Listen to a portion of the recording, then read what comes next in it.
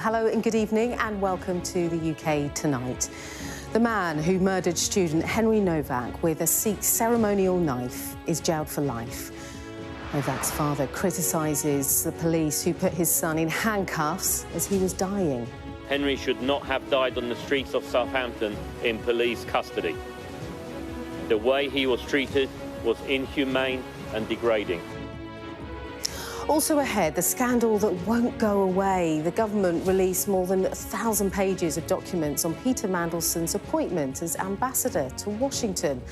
We found out what the disgraced peer thought of Keir Starmer's Downing Street. Beleaguered and bereft, he said. A 13-year-old girl dies after being pulled from a river, bringing the number of deaths in open water during the heatwave to 17. And England fly out to Miami for the World Cup. Will they have the trophy in their hands, though, when they come home again? Well, all of that to come and much more on the UK Tonight.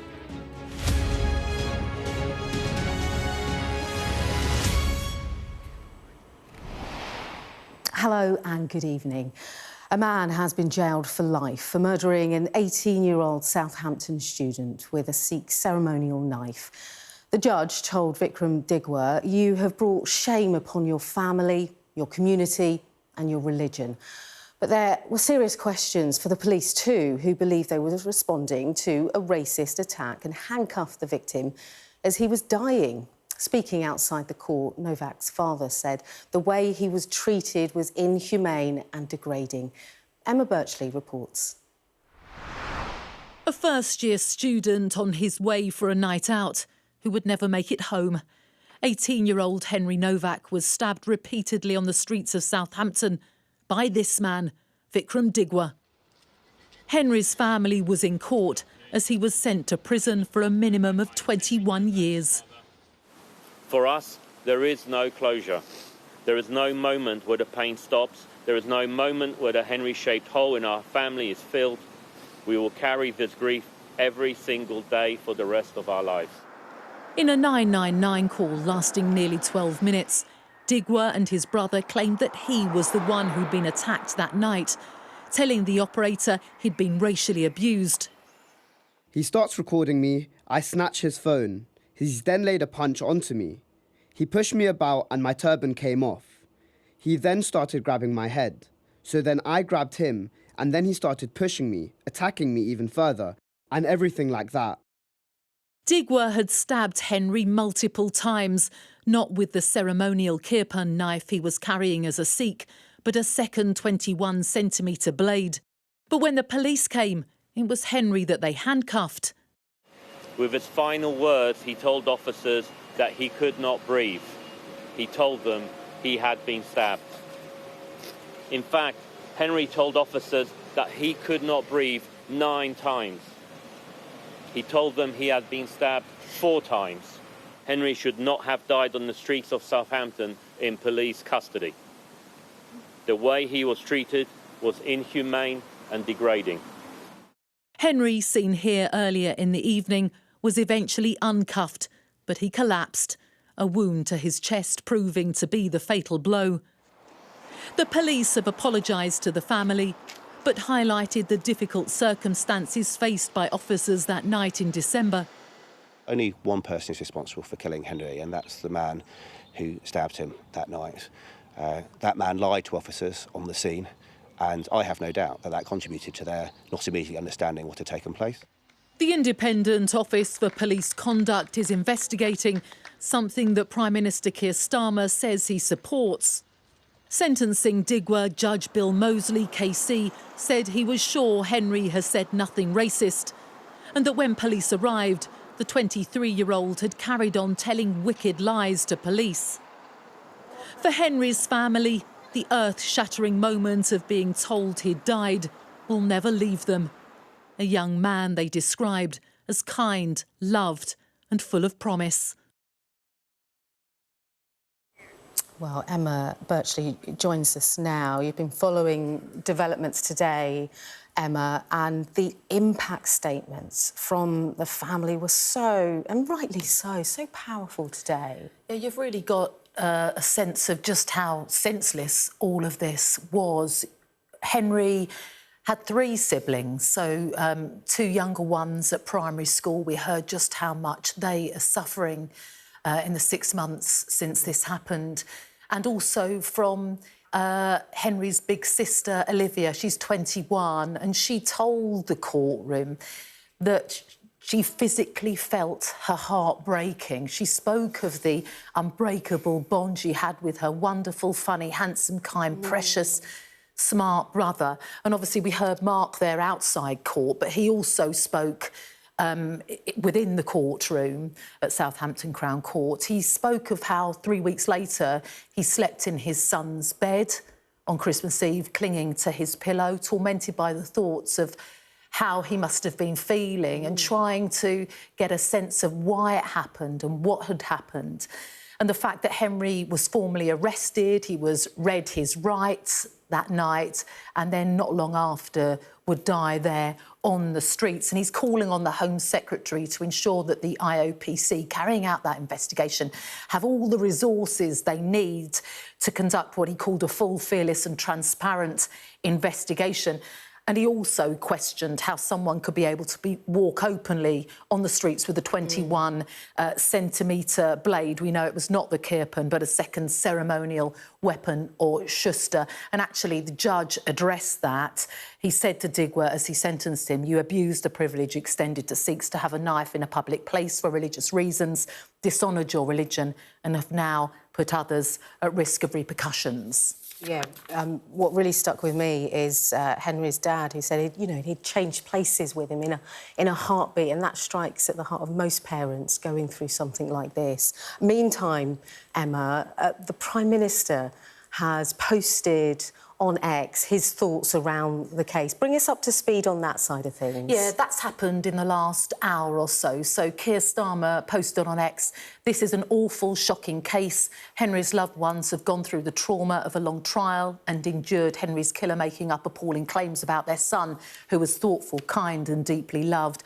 It is right that the IOPC is investigating the police's response to his senseless murder, and we must end the cycle of tragedy by tackling the horror of knife crime." So Vikram Digwear sentenced to 21 years for murder, and actually next month his mum, Kiran Kaur, 53 years old, will be sentenced for assisting an offender because she removed the knife from the scene. And once again, we're talking about the horrors of knife crime, and a family is left to mourn. OK, for now, Emma, thanks so much for bringing us such an important story today. We can now speak to former Chief Superintendent with the Metropolitan Police, Dal Babu. Great to have you with us today. Dal, Henry's family were in court. His sister, Olivia, was speaking about how he was her first best friend, that he shouldn't be 18 forever now that he is. His mother describing the pain beyond anything she knew existed too. When you hear those words, as a former police officer, as a human being, how do you feel and what do you think of the sentencing evening to you? Oh, it's devastating. And first of all, I'd like to extend my sympathies to the Nowak family. I think Mr. Nowak was incredibly restrained and spoke really, really well in terms of making sure that everybody knew what an amazing individual Henry was. I think we heard what a huge contribution Henry was making to our society and would have continued to do. And we've heard from Henry's sister, we know his mother, his stepmother, the whole family are devastated. But they just showed such dignity, such restraint in that moment of absolute terror when they discovered that Henry had been murdered. But they also that were there, and I say this is where Mr. Nowak just showed how they are so much better than the Digwear family.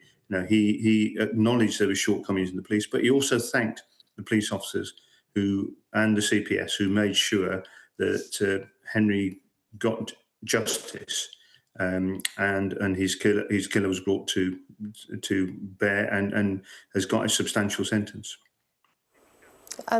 Dale, Henry's family say he was a boy, who always wanted to do the right thing, and yet the last thing he heard was a police officer reading him his rights. How does a family begin to make sense of that? Yeah, I mean, it's very, very difficult. I think police, certainly when I was policing, I remember arresting armed robbers and you didn't use handcuffs. And the fact that the police have gone there, you've got a victim of a stabbing, and they appear to have handcuffed Henry very, very quickly. So I think we need to be asking some questions around why that decision was made, why they think it was necessary to handcuff Henry when he was telling them that he'd been stabbed. And I appreciate they would have gone to a very chaotic situation because the murderer's brother had phoned police, told a pack of lies. Police would have gone there thinking that they were going to a racist incident where somebody had attacked, whereas the reality was that the Digwa had taken a knife out and stabbed Henry. He stood no chance. He stood absolute no chance. We've got a sort of 22, 23-year-old attacking an 18-year-old. It was a horrific situation. So I think we need to be looking at the body footage of the cameras, the body-worn camera. We need to be asking the officers why they made that decision. And I think it's a decision that many of us will find very, very difficult to understand, that you go to a scene, the first thing you need to be doing, even when you go to these chaotic situations, is to try and establish the facts. It's not unusual to have different accounts from different people. But I think that is going to be absolutely crucial. So I understand the Independent Office of Police Conduct is looking into this matter. I think it's going to be a very open, it's going to be a very transparent investigation. Mr. Nowak, Paul Nowak, the father, the mother, stepmother, the daughter, all need to be very, very, very much at the centre and be told what's happening, what the investigation would be. And I think Mr. Nowak also appealed for calm. He says, we want a proper investigation for the IOPC. We want to learn the lessons, learn what's happened, and make sure that no other family has to go through this tragedy of knife crime. Yeah, and Henry's father was very deliberate today. I think this is a really important point to set out to those watching. He doesn't want his son's murder to be used to create further division, he said, hatred or tension. He wants the streets safer for everyone. How do we have, then, an honest conversation about what exactly went wrong here from both, I suppose, the police and the courts, without letting this case be weaponised, and then looking to the future, the IOPCP investigation, what that will look like? Yeah, so I think that's a really important point. So I think the key thing is transparency here. So the police officers would have worn body-worn cameras. There were a number of calls made to the 999 system.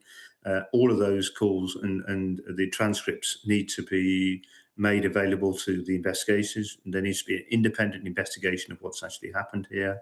And we need to understand why police officers have turned up there where Henry is basically saying, look, I've been stabbed. From what's been released, we understand that one of the officers has turned around and says, I don't think so. So all of that information needs to be looked at, and there needs to be a very open, transparent investigation. I think we also need to be looking at the legislation around carrying of knives for religious reasons. And I think we need to be having that debate. So I don't think anything should be off the table here. We should be prepared to look at, is it necessary to carry a knife in this way? And we have a family of really sort of, I mean, I'm going to be, I use an emotional word, but very unpleasant individuals here, because the mother is awaiting sentence because she took the weapon away from the scene. And we know when police searched the address, Digwa's address, they found many, many other weapons there as well. So I think, what we have is we have a brother who makes a phone call and tells a pack of lies. We have Digwa who murders Henry 5 times. This is a unarmed, defenceless young 18-year-old lad out at university should be having the time of his life, and then just gets attacked. And then we have the mother who takes the murder weapon away. So I think the whole family really need to be looked at in terms of what they've done, and very, very different to the Nowak family, where Mr. Nowak has stood there and spoken with great restraint and talked about making sure that this whole incident isn't used by extremists, and this is about making everybody's lives safer and having an open investigation as to why the police ended up in this situation where they handcuffed somebody who'd been stabbed 5 times. OK, we'll leave it there. Dal Babu, former Chief Superintendent with the Met Police. Thanks for your time today. Thank you. Really appreciate it.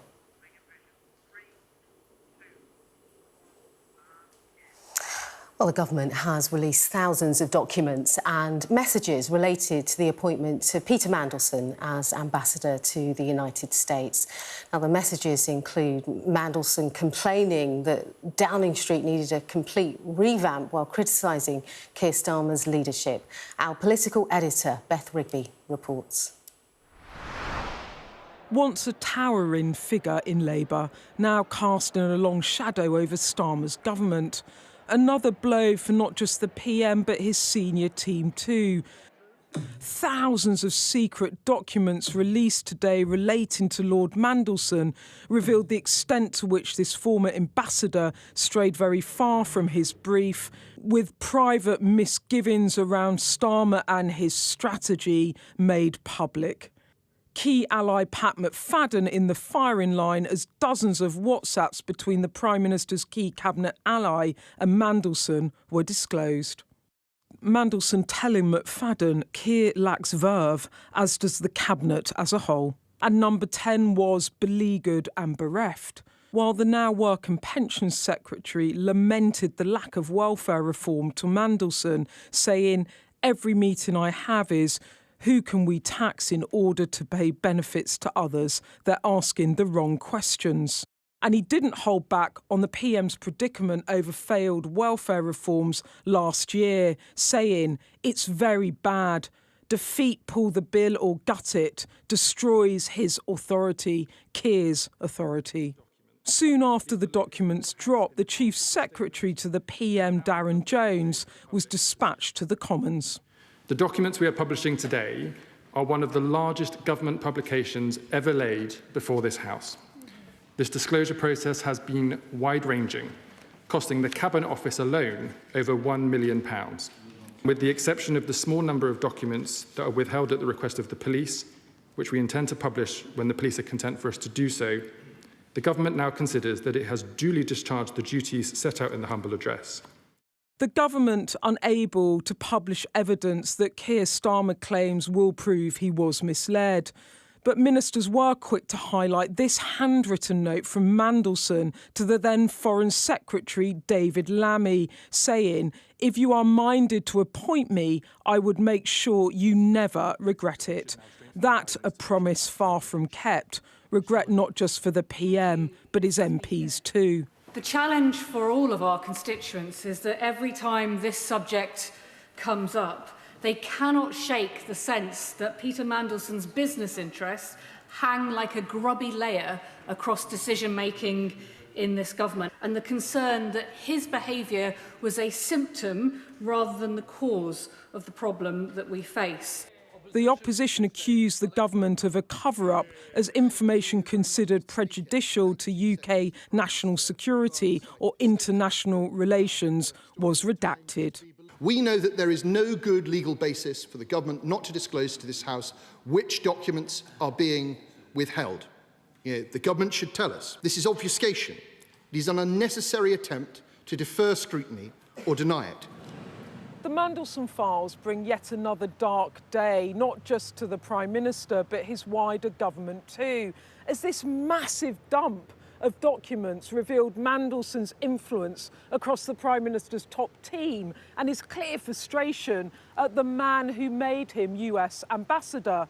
They reveal deep frustrations over the government's growth agenda and attempts at welfare reform, giving opposition parties plenty of ammunition against Starmer. It's another hammer blow for the Starmer premiership, already nearly knocked out. The Prime Minister out last week with one of the few cabinet ministers still fighting for him in public. It's support that right now he badly needs. But the private comments revealed in this tranche of documents must sting. Beth Rigby, Sky News, Westminster. Well, still to come on the UK tonight. A teenage girl dies after being pulled from a river. We'll have the latest for you. Also ahead, we'll hear from the women suing pharmaceutical giant Pfizer over a contraceptive jab. And then we'll look back at the career of England football legend Kevin Keegan as he reveals he has stage 4 cancer.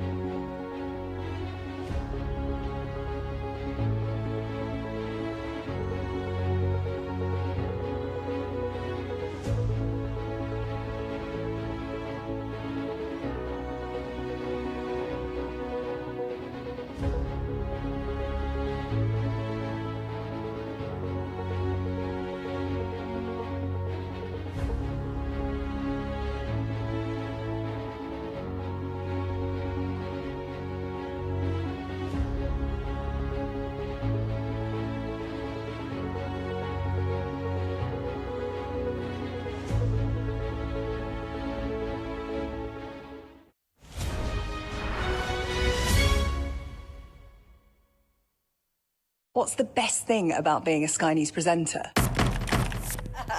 Perfect. Let's bring you some breaking news. Being a Sky News presenter. I began by asking, Thank you so much. trusting us to tell her story. The battle for number 10. Sky News has been given exclusive access. Let me give you a sneak peek. It was the day those present would never forget. Why did you decide to open up and tell your story?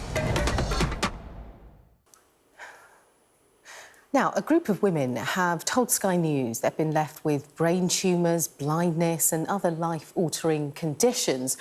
This is all as a result of a contraceptive injection, Depo-Provera. They're now suing the pharmaceutical giant Pfizer.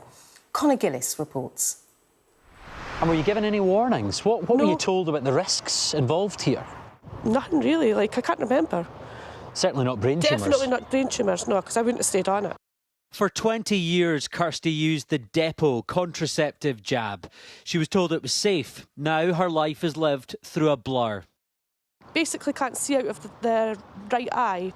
Like I say, it disfigured my face.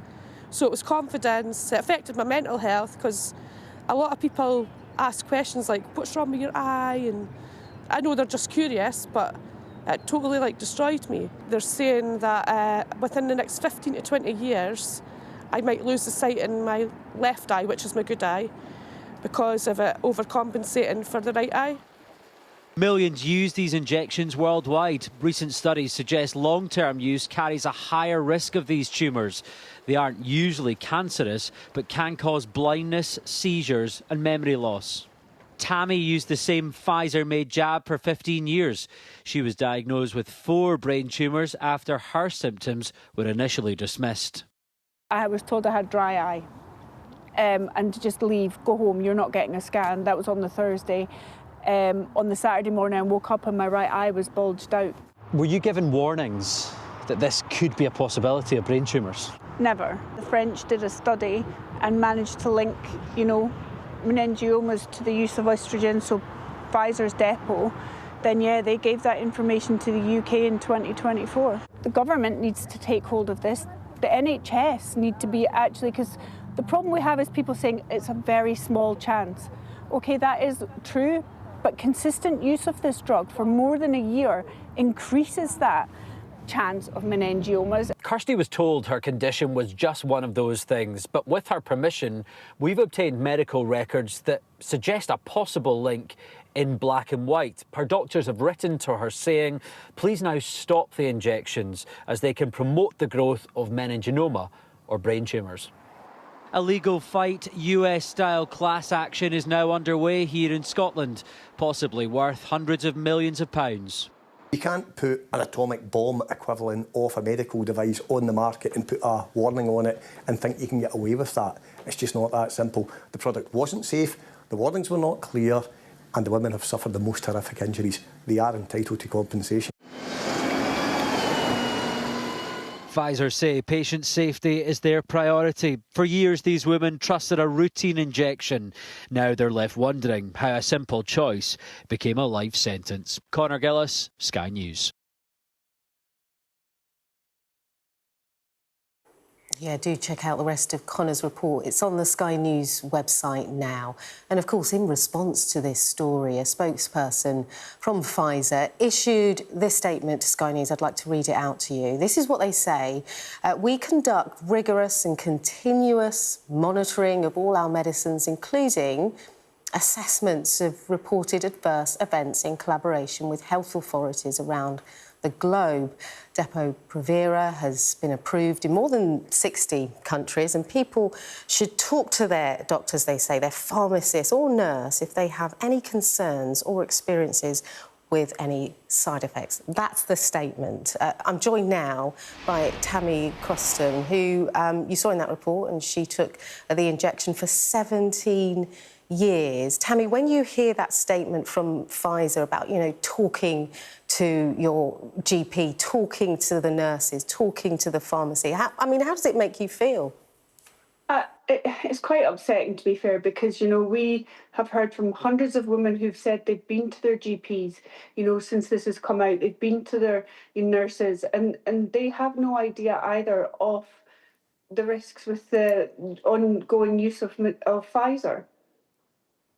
Take me back to when you first started taking the injection. What were you told about it? What were the side effects that were discussed back then?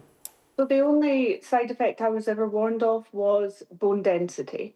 I had a 1-year break about 10 years into using the depot. And after a year, I went straight back onto the depot. So it was never, ever mentioned meningiomas. And then just tell me about when you first started to notice that you were having trouble, and then also what it led to. So back in 2018, I started to suffer with double vision in my right eye. I went to the GP 2, 3, 4 times, and I was kind of told, it's your migraines, and I was given different medications. But I went back on the last time and I said, look, there's something really not okay with my eye. So I was due to see ophthalmology over at Nine Wells Hospital in Dundee on that Thursday. So I went over and I said, my GP said I can have a scan if you find there's something not okay. At that point, I was told that I had dry eye and to go home. So I was given some ointment. I went home. Then on the Saturday morning, and I woke up and my right eye was bulging, and I kind of looked like I'd had a stroke. I went straight to A&E, and I was admitted. They thought I maybe had an aneurysm or I'd had a stroke. And it was at that point I had an MRI scan with contrast, and they discovered I had 4 brain tumours. And at the time, Tammy, this is insane, isn't it? At the time of your surgery, brain surgery, that's not something that you take lightly, is it, really? No. At the time of that, nobody was mentioning the possible link to the contraceptive injection. When did you first hear about the possible link? So I was actually on the depot while the last one I had was about 2 or 3 weeks before my craniotomy. I then stopped just because of my age, and it wasn't till a year ago my eldest daughter Ellie actually sent me something that she'd seen on Facebook. And she said, "Mum, have you seen this? Look at the link." And I was like, "No, I don't believe that." And then I actually started to research it myself. And that's when I saw the case starting to unfold in the US. Yeah, and I know that you were told, weren't you, for years that this was, as you mentioned, this was all down to bone density. And you had a niggling feeling, didn't you, that this was more, that there was more going on. Do you feel like, as a collection of women, people are starting to listen now? Absolutely. I think, this is when this first started to come out, it wasn't really believed, or there weren't as many people, listening. But I think as the numbers grow, of women who are coming forward who are like, I never knew the correlation. I didn't understand that, I've been on this 10, 15, 20 years and I've had meningiomas. So the number is growing vastly as the time goes on. And Tammy, just tell us what life is like for you at the moment. And then when you're looking to the future, what do you want to see happen? It's hard as a woman when your face doesn't look like it used to. People stare at you. You're never going to look the same. You're never going to be the same person you were before you had the surgery and you lost your eye. I really think the UK needs to have stronger regulations on Depo-Provera for long-term use.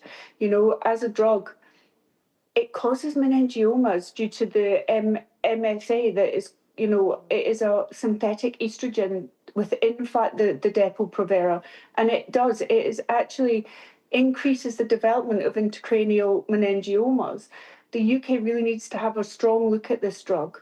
And I also think that the NHS really need to take accountability. Every woman who is on a contraceptive should know what's going into their body and what the side effects are. And without the correct information, how can you make that decision? OK. Tammy, thanks so much for talking to Sky News, being part of our reports and speaking to us here tonight. Important to have your voice. Thank you. Thank you. OK, we're going to speak to Dr Hill now, who has studied this area of contraception for decades. Dr Hill, you heard Tammy's story there. What do you make of it? I mean, I think that her story is so sad, and I think that it's, her frustration is very, it's very understandable, and I think that it reflects a larger feeling that women have, where for a very long time they feel like they haven't been given the appropriate risks and benefits when it comes to the different types of contraception that are available to them. And I think that it's reflecting this desire for women to get fully informed consent when it comes to their birth control.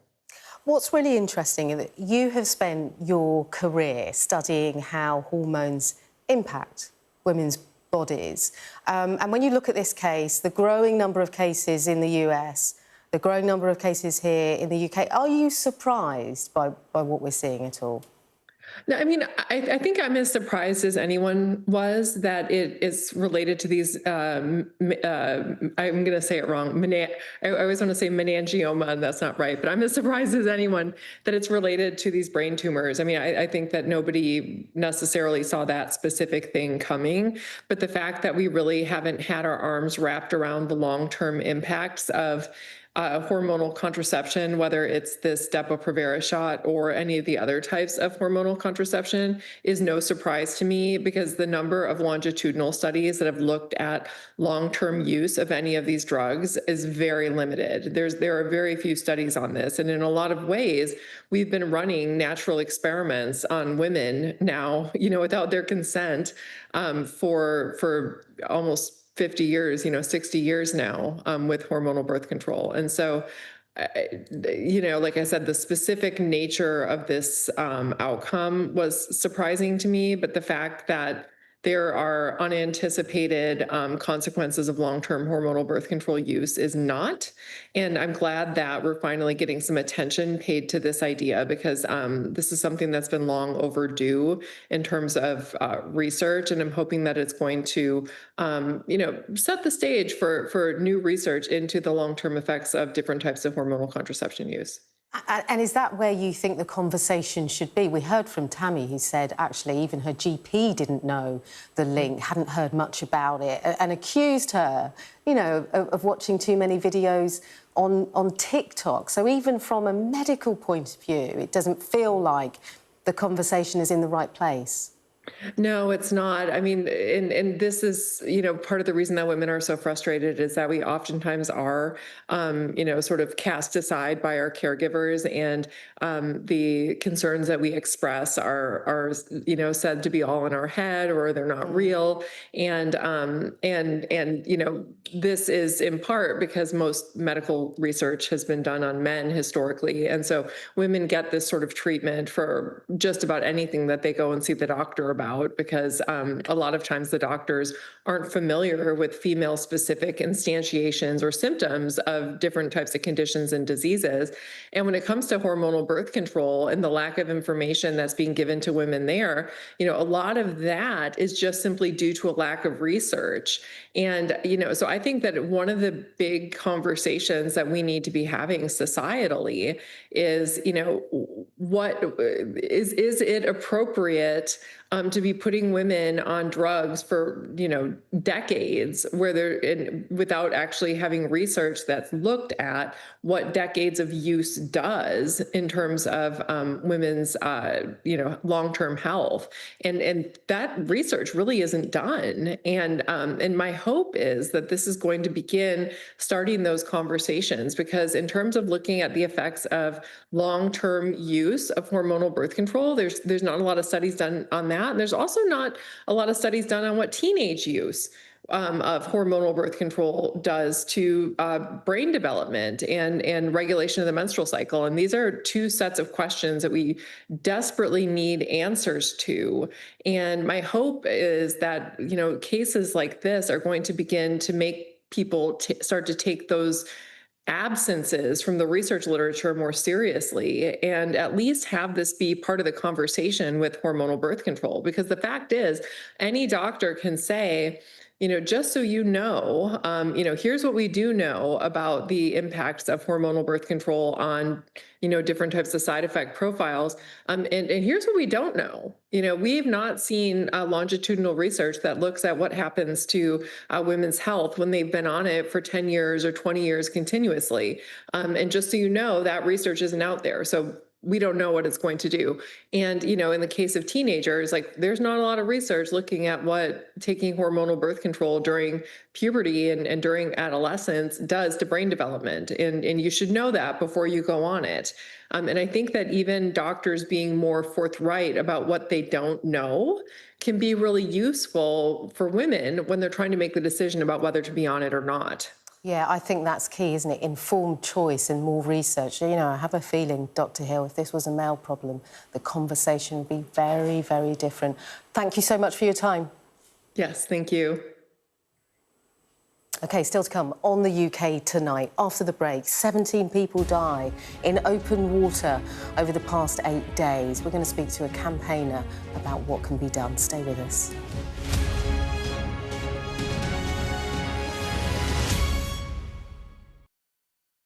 I urge you not to look away. If Hamas hands the hostages over, they will end this conflict.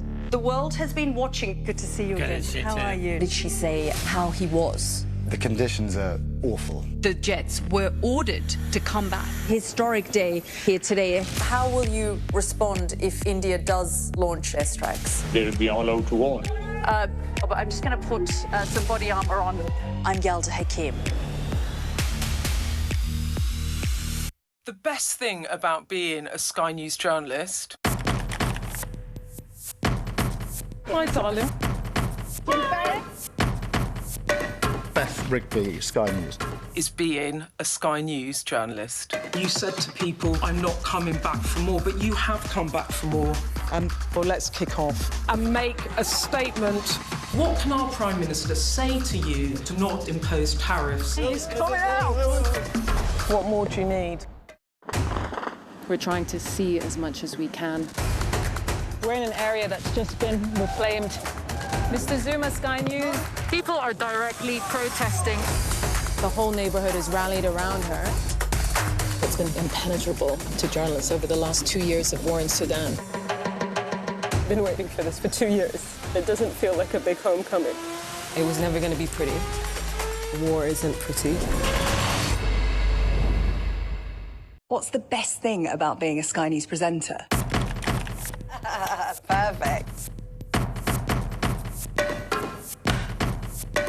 Let's bring you some breaking news. Being a Sky News presenter. I began by asking, Thank you so much. trusting us to tell her story. The battle for number 10. Sky News has been given exclusive access. Let me give you a sneak peek. It was the day those present would never forget. Why did you decide to open up and tell your story? I urge you not to look away. If Hamas hands the hostages over, they will end this conflict. The world has been watching. Good to see you again. How are you? Did she say how he was? The conditions are awful. The jets were ordered to come back. Historic day here today. How will you respond if India does launch airstrikes? They'll be all out to war. I'm just going to put some body armor on. I'm Yalda Hakim.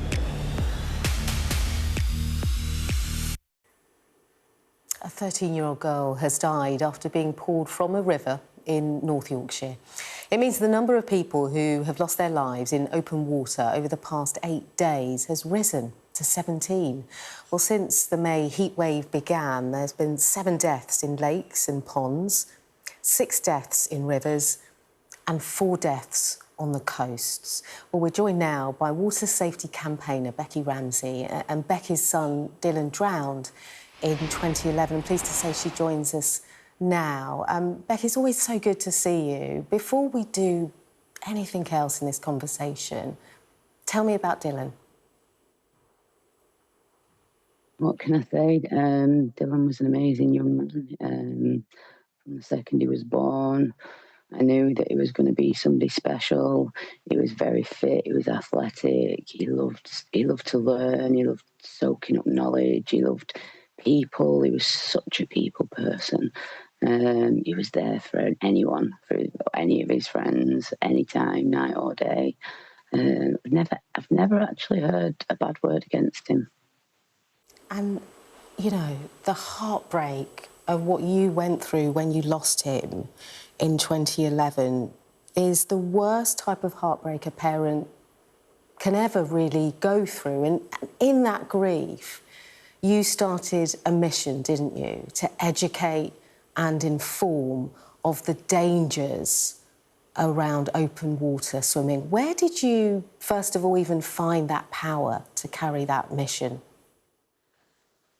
I don't know. That's the truth. All I know is that when I went to identify my son's body, I made him a promise. Just like when I made him a promise when he was born, when I made him a promise when he was born, I promised that I would look after him until the day that I died. This isn't the right order of events. And when he died and I went to identify his body, I made him a promise that his death wouldn't be in vain and people would live because he died. And then this is what's the most extraordinary piece of detail around your story, and you as a mum and you as a campaigner, is that most parents feel reassured when their child can swim. But actually, can you help us actually understand why that's not enough when it comes to open water swimming? Learning to swim in a nice, warm, clean, sanitised swimming pool, even doing the basic water safety, which was already on the curriculum, should I say, i.e. going and jumping in your pyjamas, picking up a rubber brick from a hula hoop. I mean, what are we teaching our children there? When we teach our kids to swim, we are literally teaching our kids just enough to kill themselves. It's that simple, because we're arming them with this knowledge that they think that they're good swimmers.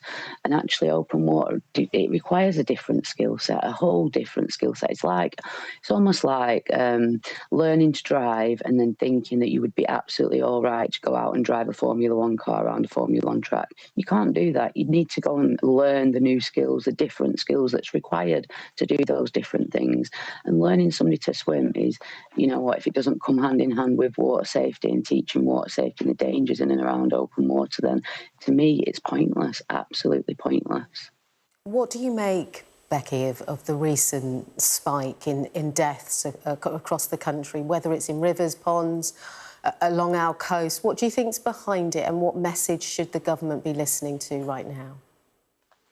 I think the government needs to stand up and listen, and you know what, they're 15 years too late for me, obviously, but they're 15 years too late for all these tragedies that's taken place since my son lost his life as well, because literally the day after Dylan lost his life, I was on the news begging the government to step in and do something, get this on the national curriculum. I mean, even now, for months, for weeks, for years, I've been asking for public service announcements to come out on TVs. I've been asking for open water pools to be actually made with lifeguards there so that kids can go out and swim and actually make it home. I think there's so many people out there that think that I'm just trying to stop people from going swimming in open water. That is not my aim at all. Not at all, and never has been. My aim is literally just to make sure that people have got the knowledge so that they know exactly about water safety and about the dangers in and around open water, and then that way they can make an educated risk, whether an educated choice on whether or not to take that risk. It's right now, our children, we think they know, but they don't. We think they know. We think that so many people out there think, because this has been on the news 17 times this week, every child in the country should know that drownings can happen and they're very, very easy to... You know what? How many kids are watching news? How many teenagers are watching Sky News or reading a newspaper? How many children are actually doing that? Please tell me. OK. Becky, thanks so much for your time. We really appreciate it. And it's a message that's so important. Thank you. You're very welcome. I just really hope that parents take on board these messages that are going out every single solitary day, because it's just going to get worse unless you have words with your children and make sure they know about cold water shock, undercurrents, riptides, beach flags. I mean, the list is endless. I could be here all night, honestly. No, I hear you, Becky, and it's an important message. Thank you so much for your time. Thank you so much for covering it. We have a bit of breaking news to bring you, actually, before we head to the break. It's from the Home Office. It's been shared exclusively with Sky News this evening, and that message is that over 2,000 people have been banned from travelling to the World Cup that kicks off in a couple of days. Travel restrictions, they say, have been enforced by the Home Office to stop known risk fans, they say, entering Canada, the US and Mexico for the tournament. Individuals with an FBO must surrender their passports, they say, to police ahead of the first match this month, of course. Banning orders can be issued for offences like violent and public disorder, drug possession and ticket touting also. The Home Office is saying essentially that this is a crackdown on violent and illegal behaviour at this year's World Cup. So they say 2,318 people as of the 1st of June have been banned from travelling to the host nations, and they've included this FBO, this football banning orders to prevent any disorder during the World Cup. That's the latest there from the Home Office, shared with Sky News. Well, still to come on the UK tonight, all your sport, including the news that former England captain and manager Kevin Keegan reveals he has stage 4 cancer.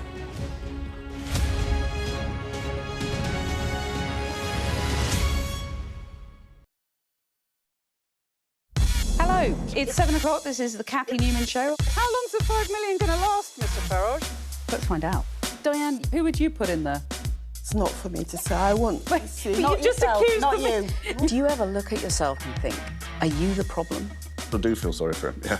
We'll see what happens. Does it mean, frankly, that you are an irrelevant? Great to have this lovely couple on the sofa. I know, what a dream team they are. She's christened the couch.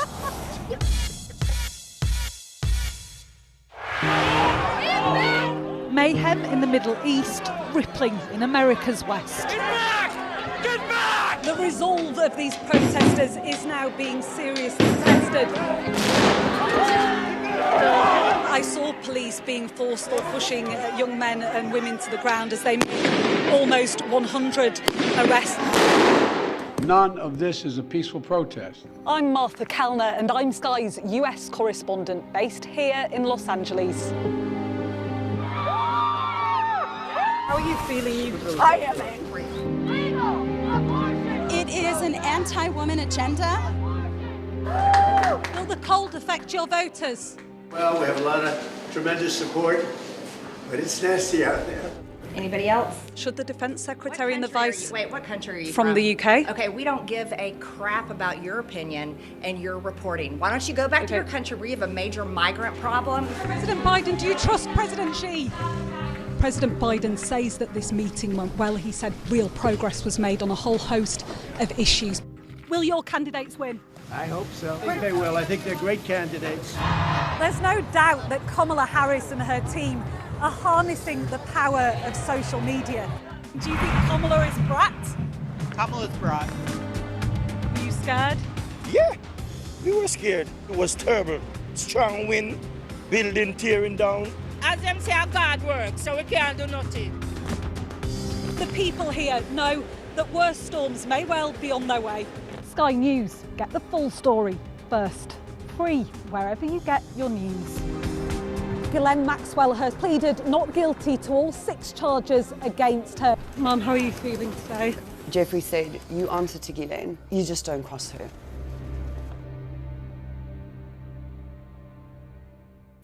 Now, the England squad have landed in Miami for the World Cup, which kicks off in 10 days' time. Sky Sports correspondent Rob Dorset has this from Miami. I've got my eyes fixed as well on the planes that are parked just behind us. That are, I don't know if you park a plane, do you? Is that the right term? But with the fuel tankers just behind us as well, because that's where we will see that England plane emerge from the skies and touch down here at the airport. And here is for the acclimatisation. It's going to be a forced acclimatisation for the next week or so. Thomas Tuchel and the FA sports scientists have desperately done an awful lot of study over the last 12 months to prepare for this moment. And the best theory is that those players need a forced acclimatisation. They will be hurting while they're training in these conditions. Temperatures in the high 30s right now. Very, very humid as well. And Tuchel wants them to do that. We reckon that plane is imminent. I'm going to stand out the way because it looks like on the app we're just about to touch down. Our cameraman Chris Johnson is going to try and capture this moment for you live on Sky Sports News. What you're looking at, you can see that very posh private jet. There it is. That is the England plane emerging from the skies. When does it touch down? There it does, smoke from the wheels. And England's team has now officially arrived in Miami, the first time they've been on US soil as they bid to end 60 years of hurt and bring that World Cup trophy home. Yeah, so that was Rob in the last hour or so there. He sent that back to us here at Sky News HQ. Ted is also in the studio with me because he's standing by ready to talk about the rest of the sport. Great to see you, Teddy. Good to see you. So listen, one of the biggest challenges for the England squad, as we heard there from Rob, it's got to be the heat. It's going to be warm, isn't it? Did it end the domestic season in England, as we've seen the past week or so, with hot temperatures? But they did prepare for this about a year ago, went out to Barcelona and Spain, had some intensive hot weather preparations. I think, as Rob alluded to there, there's going to be specific treatment now in Florida. Got a couple of games coming up. Got friendlies against New Zealand and Costa Rica before it all gets underway on June the 17th against a familiar foe in Croatia. That one's in Texas, and the rest of the group games, Croatia, Ghana, and then Panama, and they're going to be in New Jersey and Boston. But I'd imagine in the States, even in the sort of northeast, it's going to be very warm. So temperature is going to be a problem. And for Scotland as well, the warm temperature is going to be playing Haiti, Morocco and Brazil in their groups. Yeah, it's going to be about the travel too, isn't it? Yeah. All the travel between matches, the heat too. We have to talk about Scotland, don't we? Because they're already in America too. They touched down in Fort Lauderdale last night, that was, and they practice ahead of their team. And my producer says this is the team that's actually going to win the World Cup. It's not from Scotland by any chance? Might be.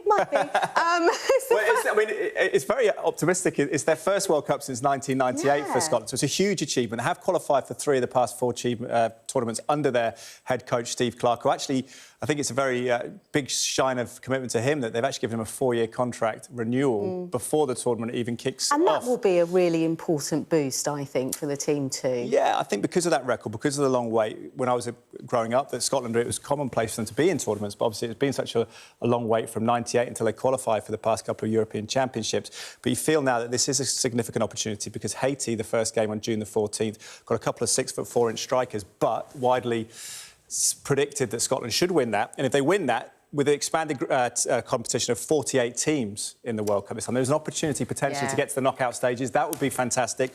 I think as long as they don't get embarrassed, I think it will be a successful tournament, and he'll then go on for the 4 years, hope to get to the next European Championships. They've got Morocco to come after Haiti, and then it's Brazil finishing up in Florida, which would be an awesome event. Imagine if Scotland could beat Brazil to get through to the knockout stages. What a story that would be. Keep believing, I say. Listen, quick word then on Kevin Keegan, Teddy.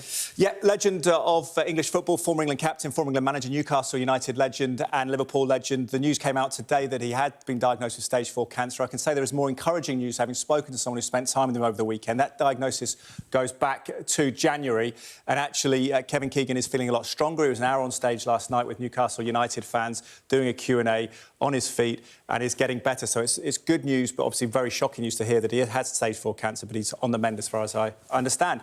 OK, that's the situation with Kevin Keegan. Next, news of a tennis legend returning to London next week to play.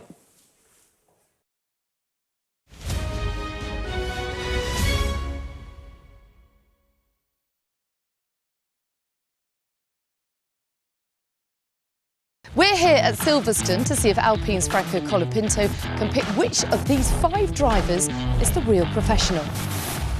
So the idea is we're going to do hot laps and then we're going to have a race. Is it karting drivers or like... Professional driver. Professional driver, not karting. No, not karting. Can you show me their faces? It's a mixture of ages. OK. No, I can't show you their faces because you might recognise one of them. Green flag, green flag. Vamos! Does he go wet or is slicks? I think they're slicks. Oh my God. Right. Slicks in the wet. That's proper English, huh? That's how we do it at Silverstone. Actually, really good lines, eh? It's quite tricky with the slicks on the wet. What? So what do we think of him or her? Oh, we got girls? Yes, we have girls. OK, we got that mix. Hit the curve? No curve. Oh, a bit.